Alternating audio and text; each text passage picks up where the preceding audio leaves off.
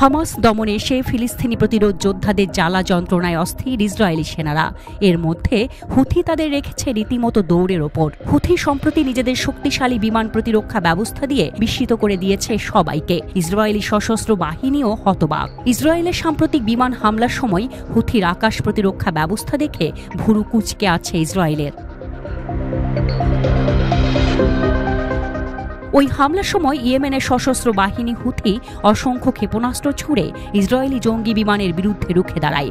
এর ফলে ইসরায়েলি সামরিক নেতৃত্ব এবং তাদের কৌশলবিদেরা এক গভীর ধাক্কার মুখে পড়ে। হুথির সামরিক মুখপাত্র ইয়াহিয়া সারি জানিয়েছেন, ইসরায়েলি বিমানগুলো ইয়েমেনের আকাশসীমা লঙ্ঘনের চেষ্টা করেছিল, কিন্তু হুথি নির্মিত ক্ষেপণাস্ত্র ব্যবস্থা তাদের জবাব দিয়েছে। ফলে অনেক বিমান গন্তব্যে পৌঁছানোর আগেই ফিরে যেতে বাধ্য হয়। ইসরায়েলি বাহিনীর এই ব্যর্থতা পশ্চিম এশিয়ার ভূ রাজনৈতিক পরিস্থিতিতে একটি বড় ধরনের বার্তা পাঠিয়েছে। ইয়েমেনের প্রতিরোধ শক্তি শুধু মিসাইল ও নৌসামরিক ক্ষেত্রে নয়, আকাশ প্রতিরক্ষা প্রযুক্তিতেও যে দ্রুত অগ্রসর হচ্ছে তা এবার স্পষ্ট। পশ্চিমা গোয়েন্দা সংস্থাগুলো আগেই জানিয়েছিল, ইয়েমেনিরা গোপন টানেলে অস্ত্র উৎপাদনে স্বয়ংসম্পূর্ণ হয়ে উঠেছে। হুথি নিয়ন্ত্রিত ইয়েমেনের সামরিক বাহিনী বরাবরই ঘোষণা দিয়েছে যে তারা ফিলিস্তিনিদের অধিকার ও স্বার্থ রক্ষায় কোনো আপোষ করবে না।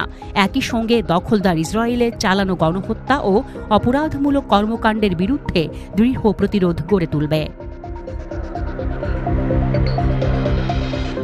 এই অবস্থান থেকে সাম্প্রতিক সময়ে ইয়েমেনের দফায় দফায় ক্ষেপণাস্ত্র হামলা দখলীকৃত ফিলিস্তিন ভূখণ্ডে ইসরায়েলিদের নিরাপত্তাহীনতার মুখে ঠেলে দিয়েছে। অন্যদিকে লোহিত সাগর ও বাবাল মানদেব প্রণালী হয়ে চলাচলকারী জাহাজ, যেগুলো ইয়েমেনি বাহিনী ঘোষিত নিষেধাজ্ঞা উপেক্ষা করে ইসরায়েলের স্বার্থে কাজ করে, সেই সব জাহাজের বিরুদ্ধেও তারা হামলা চালিয়েছে।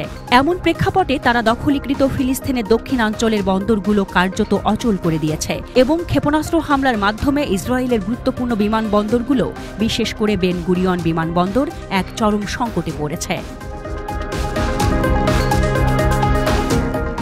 এই পরিস্থিতি জবাবে ইসরায়েল সম্প্রতি ইয়েমেনের হুদাইদা বন্দর, রাস ইসা এবং হুদেইদার বিদ্যুৎ কেন্দ্রে হামলা চালিয়েছে। তবে এসব হামলায় অংশ নেওয়া ডজন খানেক যুদ্ধবিমান ইয়েমেনের বিমান প্রতিরক্ষা ব্যবস্থার মুখে তীব্র প্রতিরোধের সম্মুখীন হয়।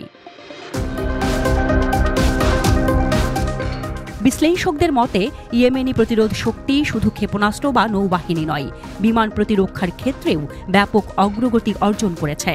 এভাবে ইয়েমেন থেকে আসা এই নতুন ধাক্কা ইসরায়েলি দখলদার বাহিনীর আঞ্চলিক কর্মকাণ্ডের পরিসরকে সংকুচিত করে ফেলছে এবং তাদের কৌশলগত দিক থেকে একাধিক সীমাবদ্ধতার মুখে ফেলছে।